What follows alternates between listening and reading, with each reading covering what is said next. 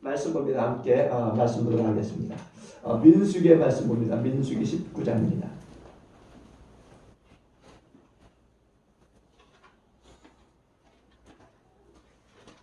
민수기 19장 14절로 19절까지 구약성경 228쪽입니다. 민수기 19장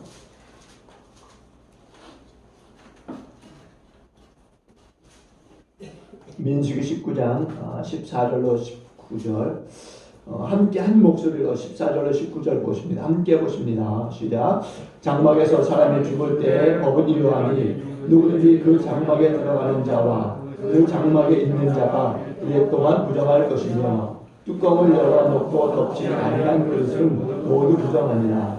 누구든지 들에서 칼에 죽은 자나 시체나 사람의 뼈나 무덤을 만졌으면 이에 동안 부정하리니 그 부정한 자를 위하여 죄를 깨끗하게 하려고 불사른 죄를 가져다가 흐르는 물과 함께 그릇에 담고 정결한 자가 우슬초를 가져다가 그 물을 찌고 장막과 그 모든 기구와 거기 있는 사람들에게 뿌렸고 또 뼈나 죽임을 당한 자나 시체나 무덤을 만진 자에게 뿌리되 그 정결한 자가 셋째 날과 일곱째 날에 그 부정한 자에게 뿌려서 일곱째 날에 그를 정결하게 할 것이며 그는 자기 옷을 빨고 물로 옷을 씻을 것이라. 저녁이면 정결하게. 아멘. 한번 인사합니다. 우리 주님의 피로 깨끗해집니다. 우리 주님의 피로 깨끗해집니다. 이 앞자리도 남았으니까 다닥다닥 붙어있지 말고 떨어져서 나가세요. 떨어져.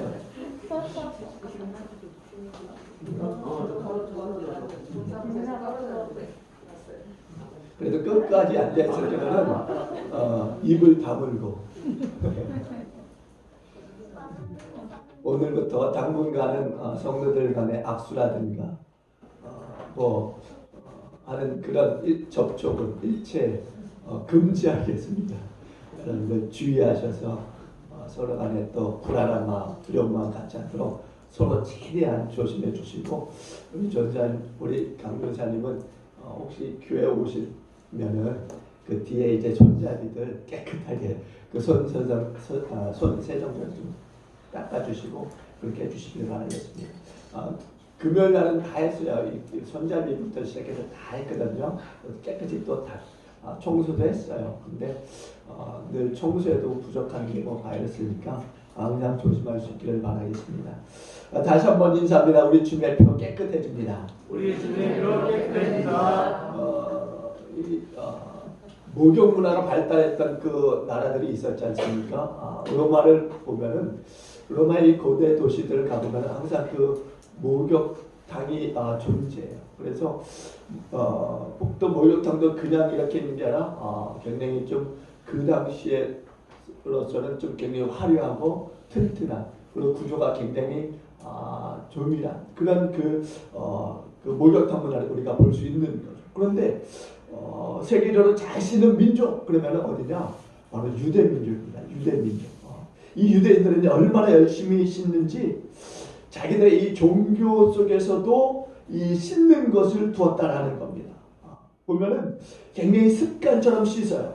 그래서 밖에 외출을 하다가 들어올 때에도 또 예수님 당시에도 보면은 늘상 물통이 있었어요. 그 집안에. 그래서 손을 씻고 발을 씻고 서야 집 안으로 들어서는 것을 우리가 보게 된다는 거죠. 또 밥을 먹기 전에도 반드시 씻고 나서야 밥을 먹었던 그런 민족이 바로 유대 민족이었다는 거예요. 유럽의 패스트가 굉장히 창궐할 때 이 유대인들만큼은 그 패스트로부터 감염이 되지 않았다는 거예요. 왜 그랬느냐? 바로 잘 씻는 민족이었기 때문이었다는 거예요. 그런데 먼지라든가 다른 더러운 것으로 몸이 더럽혀졌을 때는 그냥 물로 씻으면 가능하지만 이스라엘 백성이 만져서는 안 될 것. 그러니까 시체라든가 다른 더러운 것을 접촉했을 때는 그들이 물로 씻을 수 없었다라는 거예요. 하나님이 특별하게 제주해 주신 그 물로서만 가능했다라는 거죠. 우리 하나님은요, 하나님의 백성들이 깨끗하게 되는 데 있어서 굉장히 관심을 가지고 계신 하나님이신 것을 믿으시기 바랍니다. 근데 이 더러워진 하나님께서 이 더러워진 이 육신뿐 아니라 영혼, 이 영혼을 깨끗하게 하시기 위해서 이제 깨끗하게 하는 물을 이제 제조하게 하시는데, 그 제조법이 오늘 말씀에 기록되어 있는 거예요. 19장에. 코카콜라 회사는요, 그 원액을 제조하는 데 있어서 그 원액 제조하는 법을 알려주지 않습니다. 공개하지 않아요. 또 그들이 이 제조법을 가지고 세계 여러 나라를 돌아다니면서 이제 코카콜라를 만드는 데 있어서 두 사람이 다닌다고 해요. 제가 듣기는 두 사람이 다니는데 비행기도 따로 탄다고 합니다. 왜냐하면 혹시나 불의의 사고가 일어날까 해서 서로 간에 다른 비행기를 타고 간다라는 거죠. 이렇듯 철저하게 그들은 그 원액의 이 제조 방법을 사람들에게 공개하지 않는다는 거죠. 근데 오늘 우리 하나님께서는 모든 사람들이 다 깨끗하게 되기를 원하고 계십니다. 그래서 오늘 성경에도 이 깨끗하게 하는 물 제조법에 대해서 말씀하고 계세요. 여러분, 우리 손에 묻은 오물이라든가 흙은 물로 씻어내면 되는 거예요. 그러나 더럽혀진 내 마음이라는 것, 내 삶은 뭘로 씻을 수 있느냐는 거죠. 우리 기억 속에 남아있는 것, 그리고 더러운 모든 기억들, 그리고 그 기억들은 때때로 우리로 하여금 어떻게 주눅들게 한다는 거죠. 그래서 우리가 예배하는 자리에 앉아있을지라도 우리의 마음 가운데 그런 생각을 집어넣는 거죠. 너는 더러워, 너는 누추해, 너가 어떻게 이런 자리에 있을 수 있어?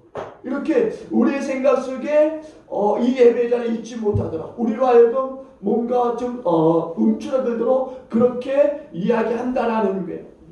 근데 오늘 하나님이 오늘 보여주신 이 깨끗하게 하는 이 물을 어떻게 만드는지를 우리에게 보여주심을 통해서 그 물로 인해서 우리가 깨끗해질 수 있다는 것을 말씀해주고 있다는 거예요.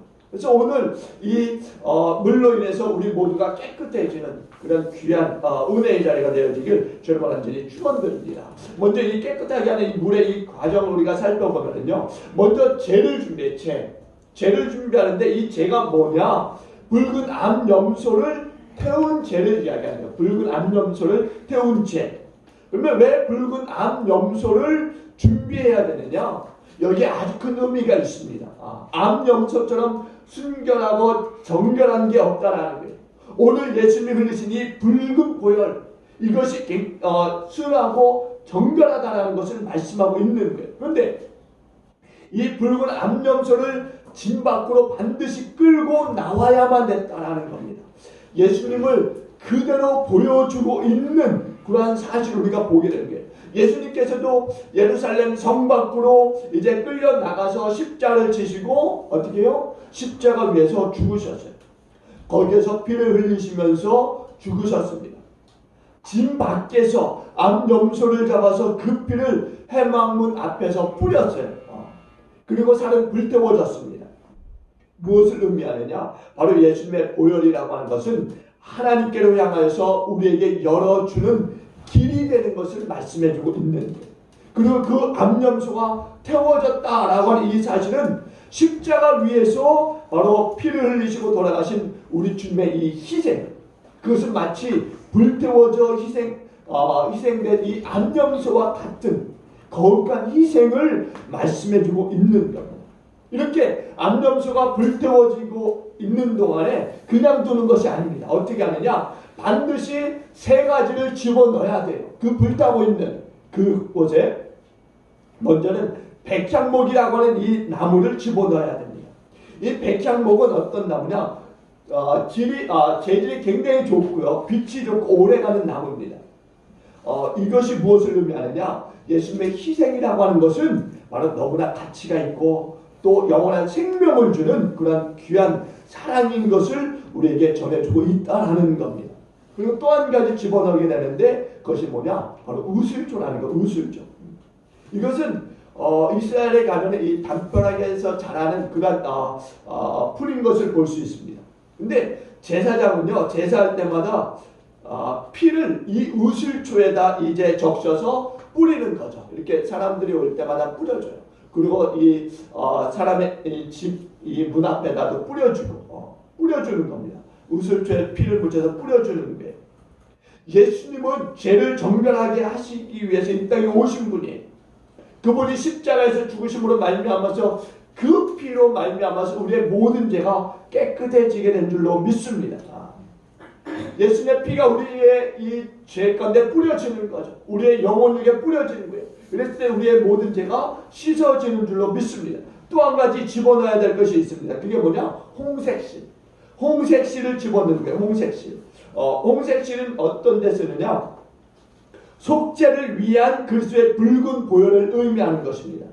여러분, 이렇게 암염소를 다 태우고 세 가지를 다 집어넣은 다음에 그것을 죄로 만드는 거예요. 그것을 죄로 만드는 겁니다.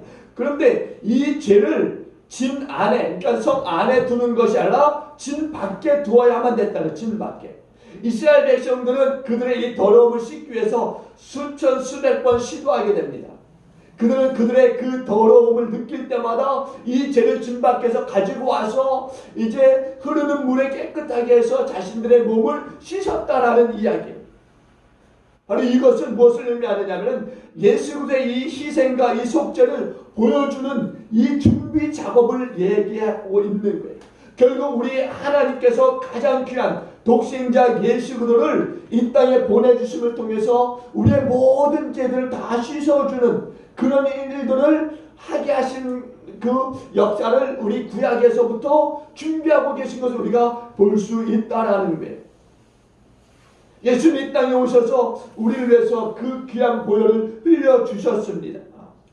암염소가 제물이 되어서 죄로 되어서 그 죄가 흐르는 물 가운데 이제 그들의 죄를 다 씻어 주심과 같이 오늘 예수님께서 십자가에서 죽으심을 통해서 우리 주님이 죽으신 것은 죄가 되어 주신 거예요. 죄가. 그리고 그 죄를 뒤집어 쓰는 우리의 이 모든 죄는 깨끗하게 되는 것을 믿으시기 바랍니다. 그러니까 하나님은 가장 값비싼 하나님의 독생자 예수 그리스도를 희생하셔서 우리를 깨끗하게 하시는 죄를 만드시는 거예요. 그리고 오늘 이 시간 여러분들이 이 죄를 준비해서 여러분의 몸을 깨끗이 하는 그런 시간이 되길 주님으로 축원드립니다. 두 번째는 보니까는요, 이 죄는 진밖 정한 곳에 두는데 진밖에서 이 죄를 가지고 들어오는 거예요. 이 진이라고 하는 것은 성 밖을 이야기하는 겁니다. 성 밖. 거주하는 곳에 두는 것이 아니라 거주하는 밖에 두는 거예요. 밖에. 오늘 19절 볼까? 9절을 봅니다. 9절. 본문에 있나요? 없죠? 19장 9절을 봅니다. 9절. 19장 9절에 보니까 이렇게 말씀해요. 제가 읽어드릴게요. 이에 정결한 자가 암송아지의 이 죄를 거두어 진영 밖 정한 곳에 둘지니 이것은 이스라엘 자손 회중을 위하여 간직하였다가 부정을 씻는 물을 위해 간직할지니 그것은 속죄제니라 이렇게 말합니다. 여러분, 이스라엘 백성들은요 매번 더러워질 때마다 진영 밖에서 이미 준비되어 있는 이 붉은 암염소의 죄를 가져와야 됐다라는 거예요.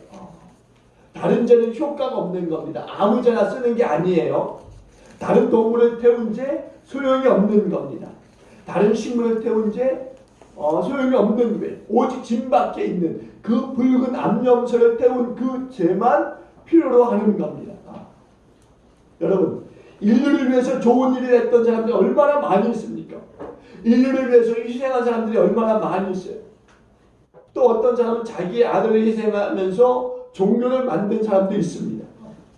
이렇게 많은 귀한 희생들을 했어요. 그런데 수많은 종교가 있고 수많은 사람들의 희생이 있지만은 그 죄로는 우리의 죄를 씻을 수가 없다라는 겁니다. 모든 종교가 있어서 자기네 종교가 죄를 씻는다라고 이야기하지만 그 죄를 씻을 수가 없는 거예요. 그 종교들로서는 그 죄를 씻을 수가 없고 또한 구원을 줄 수가 없는 것입니다. 오직 우리를 깨끗하게 하는 죄는 바로 예수 그리스도의 피밖에 없는 줄로 믿습니다. 예수 그리스도의 그 피, 그 죄밖에 없다라는 사실이에요. 우리 이것을 우리가 고백할 수 있는 은혜의 자리가 되어줄 수 있길 바랍니다. 자신을 골고다의 이 십자가에 내어주신 이 예수님의 이 피, 그 피가 우리를 깨끗하게 하는 것을 여러분 꼭 믿으시기 바랍니다. 인도에서는요, 여러분들 인도의 잡신이 얼마나 많이 있습니까? 뭐 세계에서 가장 많은 신을 보유한 나라가 인도 아닙니까? 인도. 근데 인도의 이 한 노파가요, 그렇게 많은 신을 섬기는 가운데 어느 날 예수를 믿게 되었어요. 근데 평소에 그렇게 잡신을 섬기다가 예수를 믿게 되니까 주변에서 굉장히 놀란 거죠. 그래서 주변에서 와서 묻는 겁니다. 아니 왜 지금까지 많은 신을 섬기다가 왜 예수 신을 믿게 됐느냐고. 그래서 이 할머니가 그렇게 대답하는 겁니다. 수많은 신을 섬겨보았지만은 나를 위해서 죽으신 신은 오직 예수 신밖에 없다라는 겁니다. 그래서 이제부터 나는 인도에 있는 이 여러 신을 섬기지 않고 오직 예수 신만을 섬기겠다 이렇게 이야기하는 거죠. 여러분 얼마나 귀한 말입니까? 예수님만이 우리를 위해서 죽으신 것을 믿으시기 바랍니다. 오직 예수님의 그 십자가의 희생만이 우리를 깨끗게 하는 것을 믿으시길 주님으로 축원드립니다. 2000년 전 나를 위해서 흘리신 그 주님의 십자가의 그 피의 역사가 있음으로 말미암아서 오늘 우리가 죄로부터 깨끗함을 받았고 오늘 또 이 시간 하나님의 전에 나와서 예배할 수 있게 되어진 줄로 믿습니다. 그러니까 오늘 우리는 예수님의 이 십자가에서 흘리신 그 피의 죄를 가지고 오는 일을 이 예배 시간에 해야 되는 거예요. 그냥 머물러 앉아있다 가는 자리가 아니라 예수님이 십자가에서 흘리신 그 피의 죄를 가지고 오는 거예요. 내 앞에 가지고 와야 되는 거예요. 이스라엘 백성들이 자신들의 죄를 씻기 위해서 진영 밖에 있는 그 붉은 암염소를 태운 그 죄를 가지고 왔던 것처럼 여러분들도 이 예배 시간에 주님이 흘리신 그 십자가에서의 그 피를 여러분의 그 심령 가운데 가지고 오실 수 있길 주님으로 축원드립니다. 또 여러분들 이 십자가의 죄를 가지고 오는 이 행위들은 반드시 우리 믿음의 사람들에게 필요한 거예요. 이스라엘 백성들 보면은요, 이 백성들이 만든 이 죄를 몇 번 쓸 수 있는 게 아니었어요. 사실 여러분들 생각해 보세요. 우리가 고기를 이제 뭐 숯불에 구워서 먹는 데 있어서 그 죄라고 하는 것이 양이 얼마나 작습니까? 그리고 또 그것을 태우고 나면은 그 죄가 또 더 줄어들어서 굉장히 작은 양에 불과합니다. 그러니까 이스라엘 백성들은 사실 이 만들어 놓았던 이 죄를 여러 번 쓰기에 부족했던 거예요. 그러니까 또다시 붉은 암염소를 준비해서 태우는 일들을 해야만 했다라는 거예요. 여러분. 근데 오늘 예수님이 십자가에서 흘리신 그 피, 예수님이 십자가에서 희생하신 그 일은 그냥 한 번으로 말미암아서 그냥 우리가 또다시 주님을 또 십자가 못 박는 그 일이 필요 없이 우리 주님은 한 번에 우리의 모든 죄를 씻어주시는 것을 믿으시기 바랍니다. 모든 인류가 수천 번, 수만 번 써도 영원히 없어지지 않는 그 거룩한 죄를 우리 주님이 스스로 만드신 거예요. 십자가에서 죽으심을 통해서. 여러분, 지금 우리가 다시금 골고다의 십자가에 걸리신 그 주님의 그 보혈을 믿음으로 취하기만 하면 되는 것을 믿으시기 바랍니다. 그 죄를 가져오기만 하면 되는 거예요. 지금 우리의 이 삶에 어떤 부분이 더러움이 있는지, 또 누추함이 있는지, 또 어떤 죄가 있든지 간에 상관없는 거예요. 그 예수님이 흘리신 그 보혈의 그 죄를 우리가 가져오기만 하면 되는 겁니다. 취하기만 하면 되는 거예요. 그래서 그 예수님께서 나를 위해서 피 흘린 것을 믿는 그 순간 이미 그 죄는 우리 앞에 놓이게 되는 것을 믿으시기 바랍니다. 진 밖에서 죄를 가지고 오는 거예요. 그럼 그 다음에 우리가 어떤 일을 해야 되느냐? 이제 진 밖에서 이제 죄를 가지고 왔다면은 그냥 그 죄를 놓고 뭐 그 죄를 뿌리는 게 아니에요. 그 죄를 어떻게 해야 되느냐? 물을 더하는 거예요. 물을 더하는 겁니다. 물을 어떻게 더하느냐? 보니까 17절. 19장 17절을 볼게요. 19장 17절 한번 봅니다. 19장 17절. 한번 다 같이 봅니다. 시작. 그 부정한 자를 위하여 죄를 깨끗하게 하려고 불사른 재를 가져다가 흐르는 물과 함께 그릇에 담고. 아멘. 여러분, 재를 가져와서 바로 사용하는 것이 아닙니다. 그것을 가지고 와서 어떻게 해요? 흐르는 물을 더한다라고 얘기해요. 흐르는 물을 더한다. 여기서 흐르는 물을 더하는 것은 어떤 거냐? 깨끗하게 하는 물을 말하는 깨끗하게 하는 물. 이 깨끗하게 하는 물은 뭐냐? 말 그대로 흐르는 물, 고여있지 않은 물. 흐르는 물은 계속적으로 깨끗하지 않습니까? 그러니까 흐르는 물은 살아있는 물을 얘기하는 거죠. 살아있는 물, 신선한 물, 생명의 물을 의미하는 거예요. 생명의 물. 예수 그리스도의 이 십자가의 이 보혈은 과거 한 번 그 흘린 피가 아니라는 겁니다. 지금도 놀라운 능력 속에서 모든 죄인들을 깨끗하게 하는 그런 흘러가는 생명의 피인 것을 믿으시기 바랍니다. 그러니까 살아있는 생명을 주는 피, 바로 흘러가는 그 물을 이야기하는 거죠. 주님의 이 보혈은 모든 낡은 것들을 새롭게 하는 흐르는 물인 것을 믿으시기 바랍니다. 그러니까 모든 병을 치료하는 놀라운 치유의 능력이 있는 물인 거예요. 모든 연약함을 강건함으로 바꾸는 능력의 물인 거죠. 우리가 찬송가에 보면 그런 찬송이 있지 않습니까? 주의 보혈 흐르는데 믿고 뛰어나가 믿음으로 나의 마음 깨끗하게 되었네. 단순히 그러니까 예수 그리스도의 십자가의 희생이 다 과거적인 사건이다 아니라는 겁니다. 아직도 그 피가 남아있어서 우리 가운데 흐르는 줄로 믿습니다. 여기 흐르는 물이 더해져야 되는 거예요. 흐르는 물이 더해지는 거예요.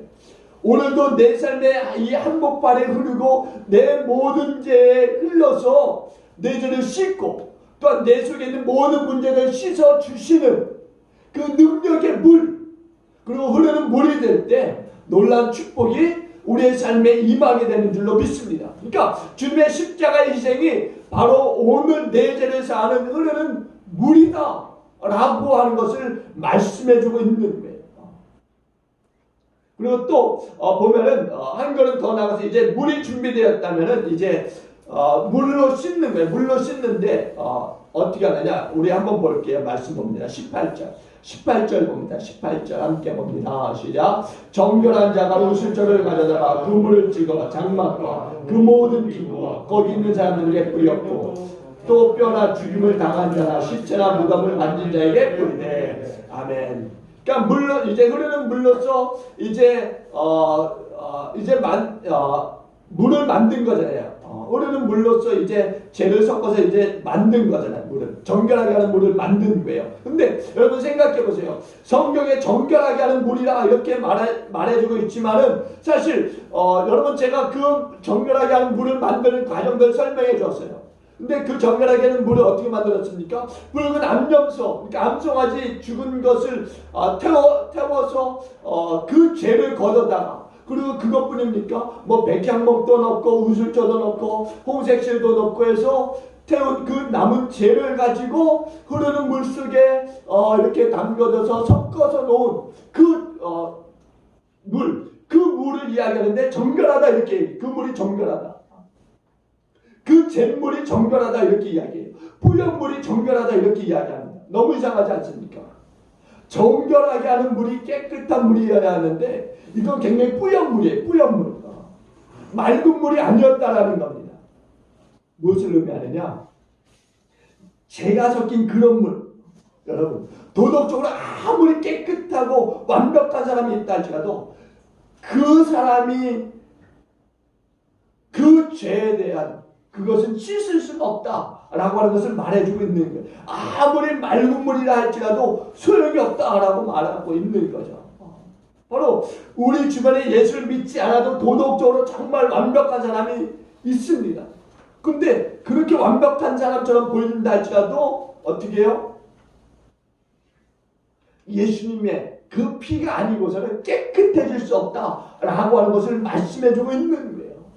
맑아 보이지만은 그 맑은 물조차도 우리의 죄를 씻을 수가 없다 이렇게 말씀해주고 있는 겁니다. 오직 우리의 죄를 씻을 수 있는 것은 바로 예수의 피라는 거예요. 예수의 피밖에 없다는 거예요. 또 이 잿물의 양도 그래요. 이 양도 많지가 않습니다. 조금밖에 없는 거예요. 뭐 아주 칼칼칼 흘러 넘친다면은 뭐 좋겠지만 그렇지 않은 거예요.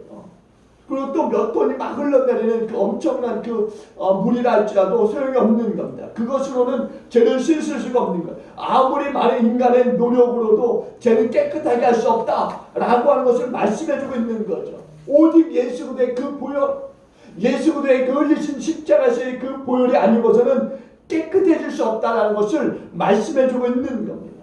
인간의 모든 괴로움들을 씻을 수 있는 것은 다른 게 아니에요. 오직 예수 그리스도의 피뿐인 것을 믿으시기 바랍니다. 예수 그리스도의 희생으로 십자가에서 흘리신 그 피로 만들어진 그 잿물만이 우리의 몸에 뿌려졌을 때 그 모든 죄가 씻겨지는 줄로 믿습니다. 오늘 19절에 마지막으로 한번 볼게요. 19절 한번 봅니다. 19절 다 같이 보십니다. 시작. 그 정결한 자가 셋째 날과 일곱째 날에 그 부정한 자에게 뿌려서 일곱째 날에 그를 정결하게 할 것이며 그는 자기 옷을 빨고 물로 몸을 씻을 것이라. 저녁이면 정결하리라. 아멘. 여러분, 뿌리는데 그냥 뿌리는 게 아닙니다. 두 개의 과정을 걸치는 거예요. 먼저 셋째 날에 이 물을 뿌려야 되는 거예요. 셋째 날에. 여러분 이상하지 않습니까? 뭐 첫째 날 오면 그때 뿌려주면 되죠. 왜 셋째 날이냐? 셋째 날. 그러니까 셋째 날이라고 하는 의미가 있어요. 왜냐? 셋째 날이 되기 전까지 우리가 회개의 시간을 가지게 하시기 위함인 것을 우리가 볼 수 있는 거죠. 그러니까 그냥 오자마자 뿌리지 말고 3일 동안은 내 죄에 대한 깊은 회개의 시간을 가지라고 하는 말씀이에요. 그냥 습관적으로 와서 그냥 이렇게 뿌려지는 그런 일들이 있었을 것 아닙니까? 구약 시대에도 우리가 형식적으로 이 교회에 와서 예배드릴 수 있는 것처럼 그 당시에도 그랬던 거예요. 죄를 씻김 받는 데 있어서 형식적인 일들이 이루어질 수 있는 거죠.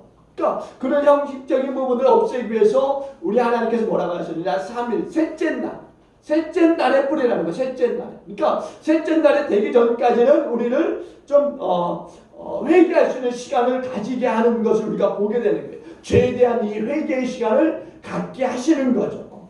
철저한 자기의 이 죄에 대한 이 고백들이 필요한 거예요. 오늘 우리가 예수 그리스도를 따르는 자들이에요. 그런데 우리가 예수 그리스도를 따르는 부분에 있어서도 습관적으로 죄를 회개할 때가 얼마나 많이 있습니까? 마음에 통에 자복하는 그런 시간이 없이 그냥 습관적으로 그냥 용서해 주세요. 내가 이런 죄를 지었습니다라고 그냥 입술로만 고백하는 그런 일들이 얼마나 많이 있습니까? 그러니까 쉽게 그 회개를 하는 그런 사람들이 가지고 있는 그 생각들을 깨트리기 위해서 이렇게 셋째 날에 그것을 이제 정결하게 물을 뿌리게 했다라고 하는 거죠.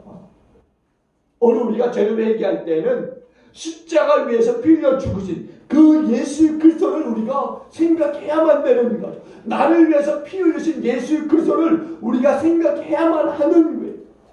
그 모습을 기억하면서 떠올리고 주님이 나의 죄를 위해서 죽으셨구나. 그 안타까운 마음들이 내 안에 있어야 되는 거죠.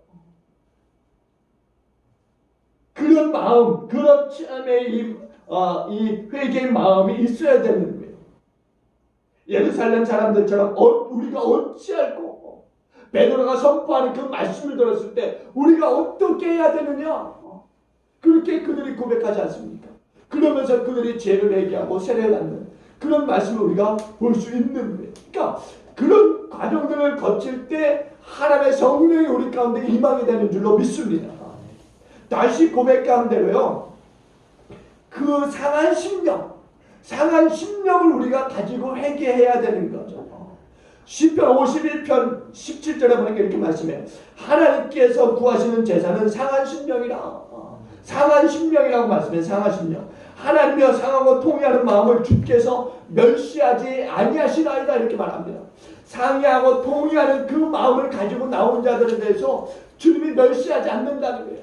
유대인들, 바리새인들, 제사장들은, 사두개인들은 그렇게 죄인이 나와서 회개하고 하는 그런 모양들에 대해서 굉장히 비웃었던 거예요. 왜? 자기는 의롭다라고 생각했던 거죠. 세리가 나와서 저 구석에서 가만히 서서 두 손을 모으고 통에 자복하는 그 모습을 보고 굉장히 비웃었던 거예요. 근데 자기들은 죄가 없는 것처럼 하나님 앞에서 굉장히 떳떳한 것처럼 그렸던 거죠. 근데 다윗이 고백합니다. 하나님께서 구하시는 제사는 상한 심령이다. 하나님께 상의하고 통회하는 마음을 주께서 멸시하지 않는다. 상의하고 통회하는 사람, 이런 사람이 되어야 될 줄로 믿습니다. 우리 주님은요, 그런 사람들을 찾아가 주시고 또 만나 주심을 통해서 그들의 죄를 깨끗게 하시는 것을 믿으시기 바랍니다. 그냥 커피 자판기에서 뭐 커피 뽑아 먹듯 그냥 와서 그냥 뭐 도장 찍듯이 뭐 그냥 죄가 사라진 그런 게 아니라는 거예요. 그런 과정으로 생각해서는 안 된다는 겁니다. 회개하는 심령을 통해서 우리 주님이 깨끗함을 주시는 거죠. 그리고 또 우리가 보니까 일곱째 날, 이제 일곱째 날에 이제 회개하고 나면은 이제 일곱째 날, 제7일 되는 날 용수의 은혜가 부어져요. 용수의 은혜. 회개 위에 이제 정결함이 부어지는 거죠. 정결함이. 한 번 뿌리는 이제 제7일이 되는 날, 제7일이 되는 날에는요, 다시 물로 뿌립니다. 3일째 뿌려졌던 그 물을 다시 7일째 되는 날 다시 뿌리게 되는 겁니다. 이게 무엇을 의미하느냐면은 회개한 자에게 반드시 주님은 사죄의 은총을 주신다라고 하는 사죄의 은총. 요한일서 1장 9절에 보면 이렇게 말씀해요. 요것만 말씀드리고 말씀을 마치도록 할게요. 만일 우리가 죄를 자백하면 그는 미쁘시고 의로우사 우리 죄를 사하시며 우리를 모든 불의에서 깨끗하게 하실 것이요, 이렇게 말씀합니다. 또 시편 103편 12절에서는 이렇게 말해요. 동이서에서 먼 것 같이 우리의 죄가를 우리에게서 멀리 옮기셨으며, 이렇게 말씀해요. 우리가 하나님 앞에 우리의 죄를 고백하면 주님께서는 사죄, 즉 우리의 죄된 것을 다 깨끗하게 해주시는 줄로 믿습니다. 동이서에서 먼 것처럼 우리의 죄가를 멀리 옮기시는 줄로 믿습니다. 그러니까 우리 안에서 분명한 회개를 걸쳐야 되는 거예요. 여리고성에서 이 세리장 삭개오가 주님을 만나게 되지 않습니까? 근데 주님을 만났을 때 이 삭개오가 어떻게 합니까? 그의 모든 죄에 대해서 주님으로부터 용서함을 받아요. 용서함을 받아요. 누가복음 19장 9절에 보니까 이렇게 말씀해요. 예수께서 이르시되 오늘 구원이 이 집에 이르렀으니 이 사람도 아브라함의 자손이로다, 이렇게 말씀합니다. 여러분, 우리가 봤을 때 삭개오가 어디에서 회개하는 장면이 있었습니까? 라고 얘기하지만 이미 그는 뽕나무에 올라가고 주님을 만났을 때 이미 회개가 이루어진 줄로 믿습니다. 용서를 받은 거예요. 그 모든 죄가. 주님께 나아가고자 하는 그 마음들을 가지고 갔을 때 그 마음만 가지고 있었던 게 아니에요. 실질적으로 그는 그 마음을 가지고 나갔던 거죠. 주님 앞에 나갔던 거예요. 그랬을 때 그의 죄가 용서를 받은 줄로 믿습니다. 그러면 오늘 저와 여러분들이 이제 사순절을 지내고 있는 이 과정 속에서 지금 사순절인 거 아시죠, 여러분들?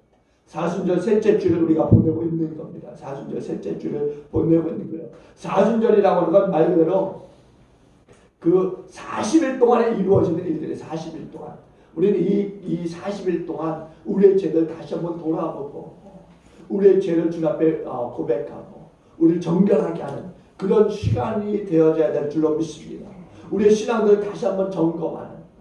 저는 이 우한 코로나 바이러스가 오늘 믿음의 사람들에게 있어서도 어쩌면은 정말 기도해야 하는 제목을 하나님이 주신 것이라고 믿습니다. 또 우리의 신앙들을 돌아볼 수 있는 좋은 또 기회가 되는 줄로 믿습니다. 그래서 이런 일들을 통해서 우리가 다시 한번 우리의 죄가를 돌아보고 주 앞에 회개하고 또 일들로 인해서 이 나라 이 민족이 다시 한번 깨끗해지는 주 앞에 정결한 백성으로 일어나는 그런 역사가 우리 가운데 일어날 수 있기를 다시 한번 주의 이름으로 간절히 축원을 드리겠습니다. 기도합니다.